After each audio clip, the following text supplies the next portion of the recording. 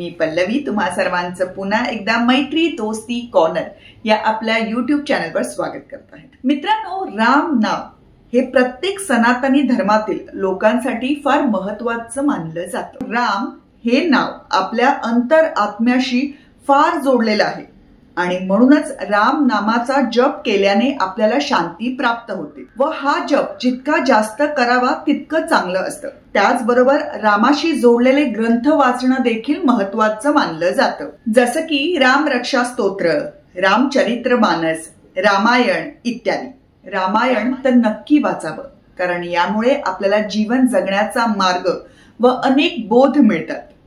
पण आपल्या दगदगीच्या जीवनामध्ये रोज रामायण वाचणं शक्य नाही, तर त्यासाठी काय करावं हे आपण आजच्या व्हिडिओमध्ये जाणून घेणार आहोत। मित्रांनो, रोज रामायणाचे पठण करून त्यातील सूत्रे जीवनात अंगीकारल्याने धार्मिक लाभ मिळतात, तसेच मन शांत होते आणि विचारांमधील नकारात्मकता दूर होते। परंतु रामायण हा खूप मोठा ग्रंथ आहे, ज्यामुळे त्याचे रोज पठण करणे अवघड आहे।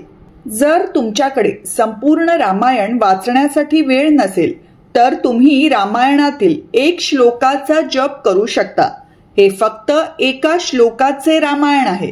याचे पठण केल्याने संपूर्ण रामायण वाचण्याचे पुण्य मिळते। रामायणाचे सार सांगणारा हा श्लोक अतिशय प्रिय आहे। दररोज सकाळी गृहमंदिरात दिवा लावून या मंत्राचा जप करावा। तर आता आपण एक श्लोकी रामायण त्याच्या अर्थासहित जाणून घेऊया। आदो राम तपो वनादि गमनम हत्वा मृगम कांचनम वैदेही हरणम जटायु मरणम सुग्रीव संभाषणम बाली निर्दलनम समुद्र तरणम लंकापुरी दाहनम पश्चात रावण कुंभकर्ण हननम ऐतद्दी रामायणम। अर्थ मराठी।